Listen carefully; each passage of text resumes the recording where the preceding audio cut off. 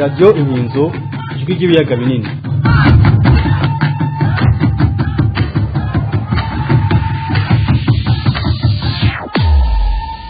umugera w'ihonyabwoko warabibwe, warabagariwe, waravomewe, ubu wararandagiye. Kubera iki? Kubera ni ibintu nyine twese tubona. Ubwa mbere nta muntu n'umwe arahanirwa icyaha cy'ihonyabwoko mu Burundi. Si ibi byavuga gusa byo mu 1993, ni kuva kera. Ubu bisigaye bivugwa amenya, babihinduyemwo ngo ni demokarasi. Ngo ihonyabwoko ngo ni ukugwanira demokarasi. Mwumva tutageze habi. Ubu rasisme abantu baratukana amenya, babivuga amenya. Guhonya abatutsi bisigaye byitwa ko hari ibintu bisanzwe, haba mu Burundi, mu Rwanda ho baravyihanije, ariko urabe ikongo ugashitangara ingene intwaro ya Kongo n'iyo Burundi baba bacuditse. Basangiye iki? Basangiye ubwo bube gito. Nibwo tubona bahuriye ko muri kino gihe. Nibyo duhana imbibe, mugabo ntibyari bikwiye yuko izo nyigisho zirandagara hose, bakazihoza ikongo, bakazihoza mu Burundi, ahantu hose haciye abarongoye Burundi, abaserukira Burundi, ico kibazo ntikivugwa. Cyo ni cya kabiri. Urumva icya mbere nta numwe arabihanirwa, nta namwe bihanirwa.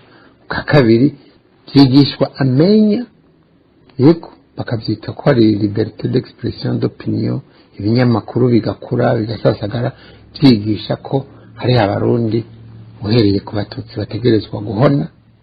Ibyo rero si bishasha. Cya gatatu nuko abantu baragize ubwoba.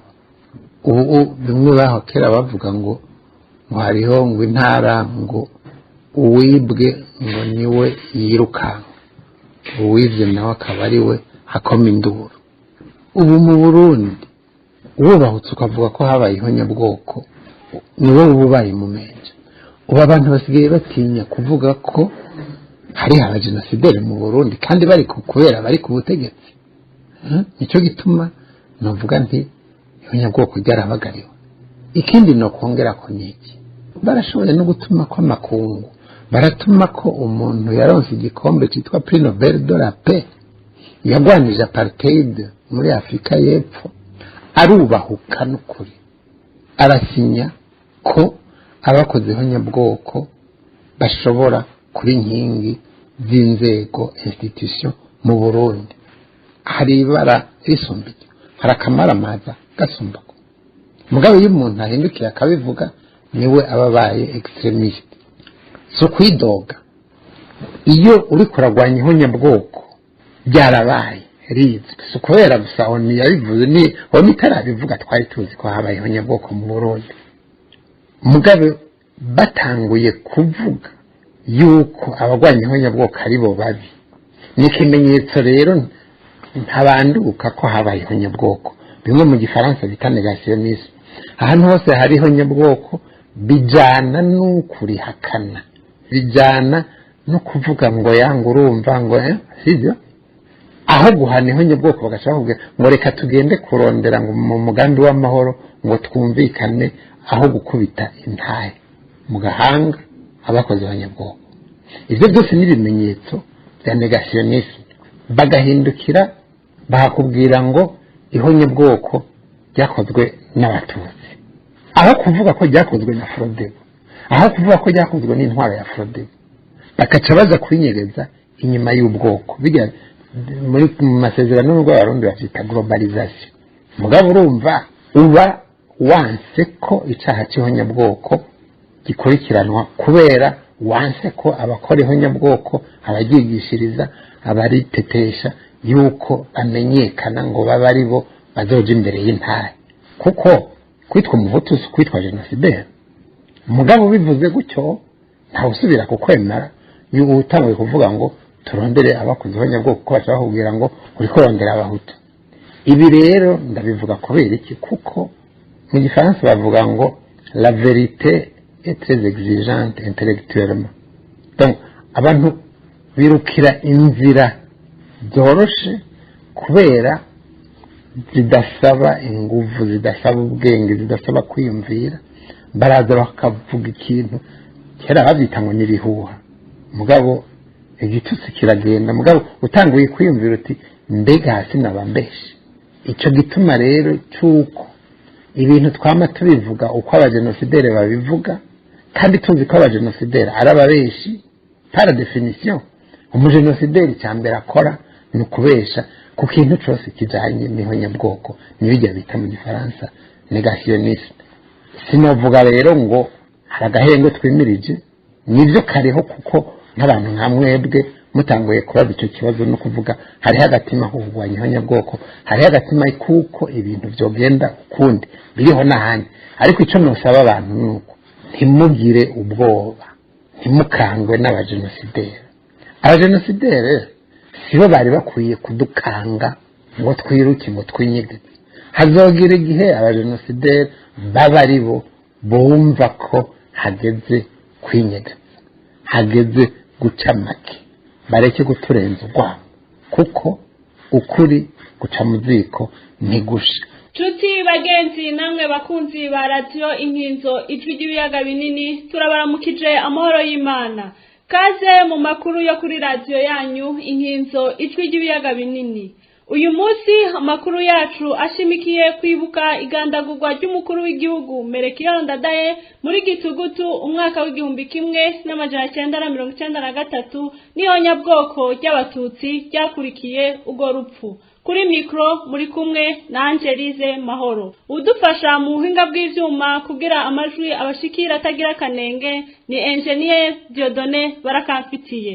Semutungorano niwe yatunganije aya makuru yo kuri wa kanigenekerezo rya 20 Gitugutu umwaka w'ibihumbi 2023 ingingo nkuru ziyagize imyaka 30 irarangiye habaye ihonyabwoko ry'abatutsi bishwe n'abanyi ba Frodebu bamwe nk'uko raporo ya komisiyo ya ONU izemeza hari nyuma y'igandagurwa rya President Melchior Ndadaye muri Gitugutu umwaka w'igihumbi kimwe n'amajana 1993 kuva ico gihe abantu baguma bagandagurwa gushika uyu munsi abateguye igandagurwa rya President Melchior Ndadaye ntibaramenyekana abishe abatutsi isinzi baracidegenza none Burundi buzova muri ubwo bwicanyi budahera ryari gute muraje kubyumva mu mwihwezo w'uruganda rwa radio Inkinzo ijwi ry'ibiyaga binini amacakubiri y'amoko hagati y'abatutsi n'abahutu yazanywe n'abazungu b'abakoloni mu Burundi no mu Rwanda ni nabo bazanye iza demokarasi iciye mu migambwe myinshi ari nayo yigishirijwemwo ibyo bita ngo nukwikurako inkewa z'abatutsi zitwara ari naho havuye ihonyabwoko byagenze gute mu Burundi bwacu turaja kubyumva muri ano makuru igandagurwa rya Perezida Melchior Ndadaye ryarateguwe riranavugwa ariko bifatwa minenengwe kubera iki ihonyabwoko ry'abatutsi ryakurikiye naryo ryarateguwe neza niyo Ndadaye adapfa byari kuba byagenze gute naje nyene muravyumva muri ano makuru ihonyabwoko ry'abatutsi ryabaye mu gihumbi kimwe n'amajana 1993 yoba hari inyigisho ryasigiye abarundi ko bizwi ko abariteguye n'abarikoze abenshi batigeze bakomakumwe uyu munsi benshi mbere bakaba aribo batwara igihugu hagiye gukurikira iki umuntu araje ibiriko biraba muri kano karere muraje kubyumva muri ano makuru tugira twinjire nido ryayo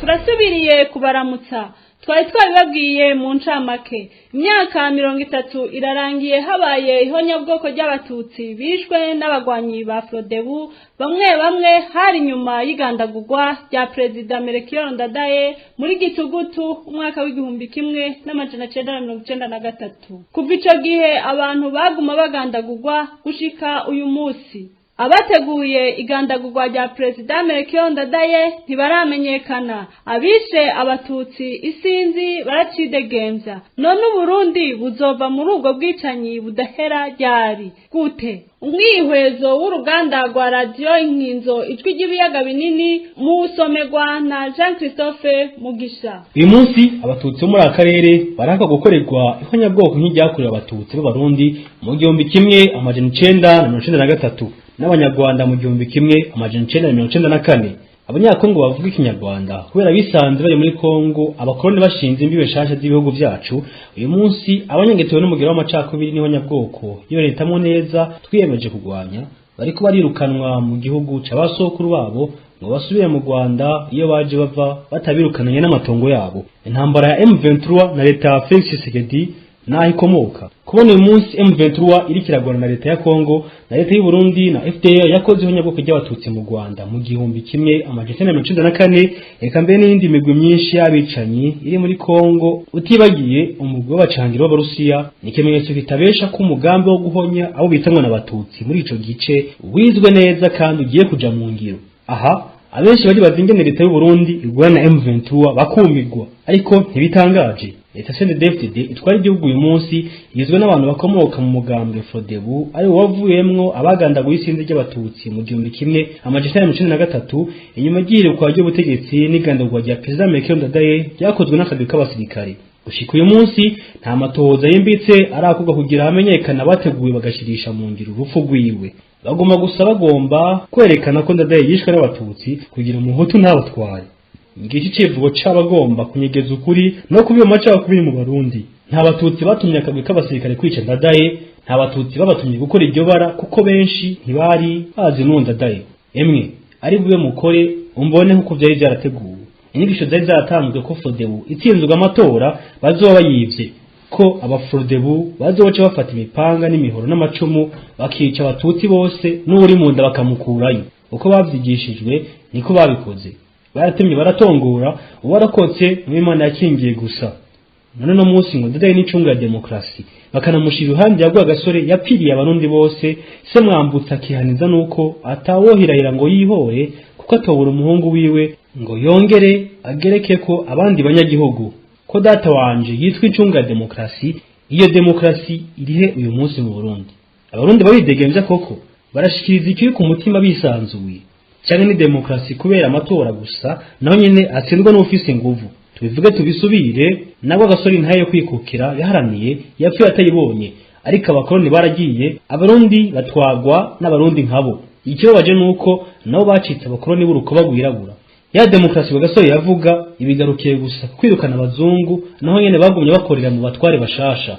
Nuko y'amacakubiri abazungu bazana yagumye asasigwa indava mu ntumbero yo kwigumiza ku butegetsi kuko atamigambi iboneka yotuma abarundi babatora bigera berekana ya mahoro n'iterambere bikaba umugani.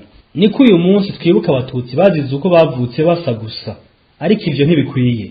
Abarundi ntitwokwama mu marira iminsi yose. Harageze aho twese duhaguruka nka UN hitamwo neza tugasaba ko ukuri kuja habona, abateguye kwica Ndadaye bakamenyekana, abisha abatutsi mu 1993 bakaja imbere y'intaye bose, ababuza ababo bakamenya aho batawe bagahambanwa iteka, hanyuma bakaruhuka ku mutima. Ico bise CVR na Pierre Claver Ndayicariye nabo birirwa barazura abatawe mu binogo rusange muri iryo nyaguko ry'abatutsi mu 1993, nabo bitegurire kuja imbere y'intahe bishira ivyaha vyo kuzimanganya imenyetso y'iryo nyabwoko ryemejwe n'umugwi w'amatora wa ONU bariko barakora. Atakuri ku vyabaye nta mahoro, nta gusubiza hamwe, nta terambere. Abateguye ihonyabwoko ry'abatutsi bo muri akarere kose kugira bibagize ivyo bakoze mu 1993 mu Burundi no mu 1994 mu Rwanda, nabo bateshwe bate birarura. Umwansi agucira icobo, Imana ikagucira icyanzo.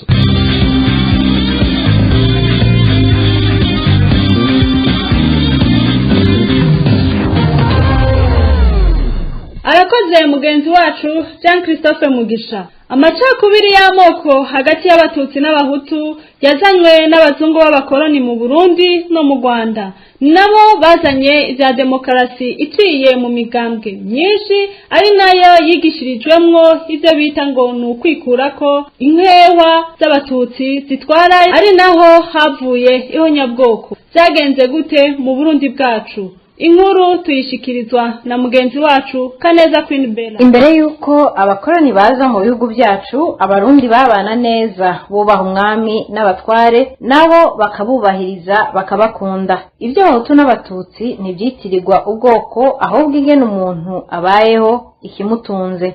Bose bari magirirane, basenyera ku mugozi umwe, kuko umwe wese yubahirwa umwuga yakora wamutunga ugatunga n'abandi.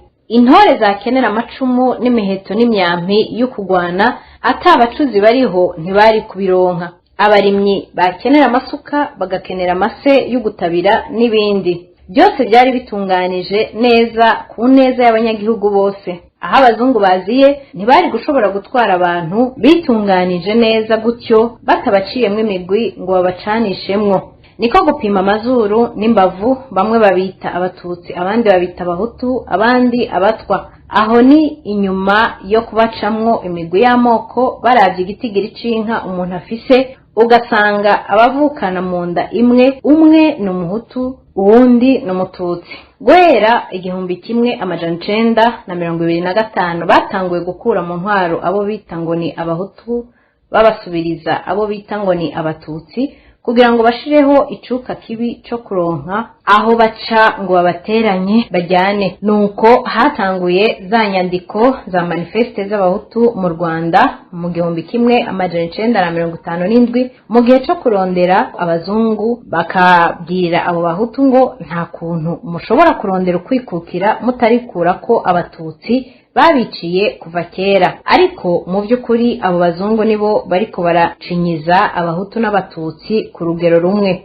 Ababyemeye n'abariko baracura ya migambi igayitse y'ihonyabwoko mu Rwanda bahavuye bita Revolution Sociale muri 1959. Yahavuye iba icitegererezo ku ntagondwa z'abahutu n'abarundi bagumye barondera gukora nk'ibyabaye mu Rwanda mu 1959. Barishe kenshi, ariko gukora nk'ivyo mu 1959 birabananira gushikako. Aho haziye intwaro z'imigambwe myinshi nazo nyene zategetswe n'abazungu kugira ngo barabe ko bicisha ayo macakubiri n'ihonyabwoko mu migambwe. Haciye havuka imigambwe ishimikiye ku bwoko nka za Parpehutu, Parimehutu n'izindi. Imigambwe myinshi yaje mu Burundi nka Ubu, Parpehutu yasoromye ivyiyumviro by'amacakubiri n'ihonyabwoko mu Rwanda kwa Bakayibanda na Habyarimana. Ikana Frodebu niyo yize iryo shure, kuko abari bagize inzego nkuru zayo ari mu Rwanda bari barahungiye. Habyarimana yari nk'umuvyeyi w'ibatisimu wabo. Mu 1992 abafrodebu batashe mu gihugu bategura amatora, basanga mu gihugu abahutu b'intagondwa barigishije amacakubiri, babicishije mu migambwe nka Ubu na Parpehutu. Ngaho aho bahereye barigisha ijoro n'umutaga, babumvisha ko abahutu ari benshi, ko bategerezwa gutsinda bakikura ko intwaro z'abatutsi. Niho bateguriye kumara abatutsi hamwe badatsinzwe. Bo yari inzira nziza yo gukora ibyakozwe mu Rwanda mu 1959 biciye mu matora. Umukuru w'igihugu w'icyo gihe Perezida Petero Buyoya ntiyabagoye, atsinzwe yarikinjuye, nabo barashikira ubutegetsi bwamaze iminsi mike, ariko busiga busesereje abarundi isinzi.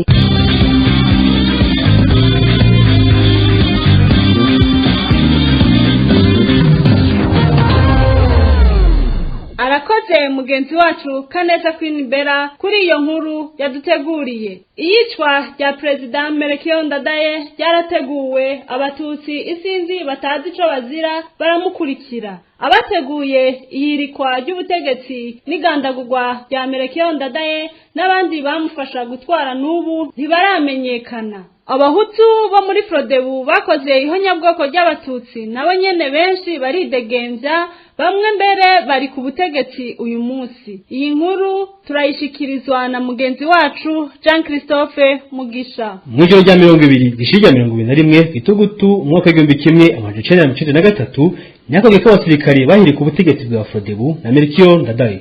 Abo basirikare bakuye umukuru w'igihugu ku Kirimba bamujana muri Kamuha n'umugore. Bukeye babakurayo, umugore wamujana imuhira, Ndadaye nawe ajanwa muri batayo para aho yagandaguriwe. Niko abamwishe n'akagwi k'abasoda. Abo benshi barafashwe, baracibwa imanza, barafungwa, bamwe baranaheza umunyororo baciriwe. Akamaramaza no kubona inyuma y'imyaka myinshi CNDD-FDD iri ku butegetsi hari abandi bafatwa bagizwa kuba bari mu bateguye ubwicanyi bagafungwa badaciriye imanza z'ukuri. Mu by'ukuri abateguye iryo hirikwa ry'ubutegetsi n'igandagurwa ry'umukuru w'igihugu bakomeye ntibaraboneka gushika ubu. Uravye ingene bagerageje iryo hirikwa ry'ubutegetsi inshuro zibiri zose bikaburizwamwo, hanyuma ntihafatwe ingingo zikomeye zo kumukingira. Uravye ingene umunsi w'igandagurwa ryiwe umukapiteni w'umufaransa yitwa Paul Barire n'ujejwe iperereza rya perezida Habyarimana bari Bujumbura muri iryo joro, uravye ingene muri leta n'abandi bategetsi muri Frodebu bari bazi uwo mugambi uri kurategurwa, mbere n'inzego z'iperereza zikabivuga ku mugaragaro, hanyuma bikaba n'ibimenyetso bitabesha ko hari abafrodebu bari inyuma y'uwo mugambi, hadasigaye inyuma inzego za perezida Habyarimana n'abafaransa kugira urwo rupfu rube imbarutso y'ihonyabwoko ry'abatutsi mu Burundi. Kukabenka ko muri iryo joro nyene Ndadaye ataragandagurwa, bamwe bigishwa kuzohonya abatutsi bari bamaze gucira ibiti mu mabarabara kugira niyo batangura igikorwa abasirikare ntibaronke ingene batabara. Amatronçonneuse yaca ivyo biti yari yaratanzwe, essence akoresha yari yaraguzwe, imipanga mishasha bari bayifisa mu mazu, vyose byari bipanze. Nta numwe atabizi atari uvyirengagije ku nzego za leta zose zakoreshejwe mu gukora iryo honyabwoko, uhereye ku nzego z'iperereza ari nazo zakwiragiza ivyo bikoresho byo gukora ibara. Yohani Minani yapfiye kwibutsa ko Dejoe ari mu Rwanda, baca bihereza imisozi baratema baratongora, barica abatutsi bose bahambije, eka n'abari muri Frodebu barabishe kubera ari abatutsi. Bamwe bivugira ko ari ukwica abatutsi bose, umwana azovuka akazobaza ingene umututsi yasa. Ibiziga byinshi byatawe mu binogo rusangi, ibindi mu matwarete, ibindi babita mu nzuzi ngo nibasubire iyo baje bava, ngo mu Misiri no muri Ethiopia. Abacitse ku icumu barateye baromoka baje mu makambi y'abateshejwe izabo. Abahutu babomoye bagomba kubahonya nabo bavyagira mu matongo yabo, n'ubu nibo bayiganziye kuko atawigeze afatwa ngo hanigwe ivyo yakoze. Ubutungane buzoboneka ryari? Nta mvura idahita.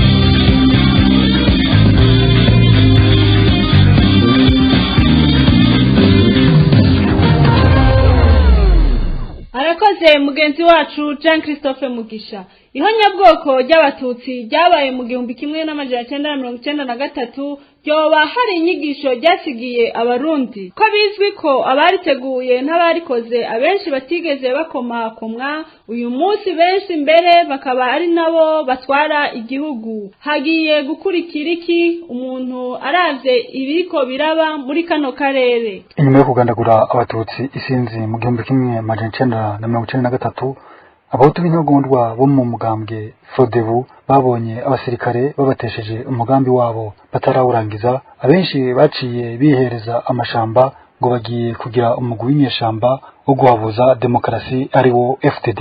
Ngaho ahavuye havukamwo CNDD-FDD iri ku butegetsi uyu munsi.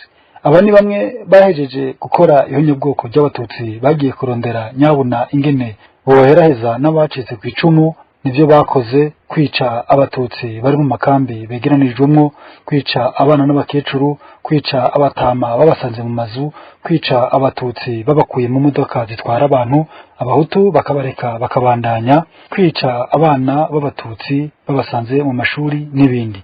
Ngubwo ubutwari bwabashikanye ku butegetsi. Inyuma y'ubwo bwicanyi bakoze, bahavuye binjizwa mu byiswe ngo ni umugambi w'amahoro uciye mu masezerano ya Arusha. Gutyo bahagarika gato ubwo bwicanyi ngo ni ingwano, binjizwa mu nzego, hanyuma batsinda amatora mu 2005 bakoresheje iterabwoba ngo mutadutoye tuzoca dusubira mu ngwano. Ya masezerano ya Arusha benshi bakiririmba uyu munsi kandi yarapfuye, nico yatuzaniye. Yadukwegeye akarambaraye kuko yazanye abicanyi ku butegetsi, n'uyu munsi baracakora umwuga wabo. abatutsi bacitse ku icumu mu 1993 ntibigeze baronka agahengwe kuko ababishe aho gushigwa imbere y'intahe ngo bacigwe imanza bahanwe aribo batwara uyu munsi. Nico gituma abenshi batarasubira mu zabo, nico gituma abatishwe bafungirwa ubusa bakanyagwa ibyabo bakangazwa.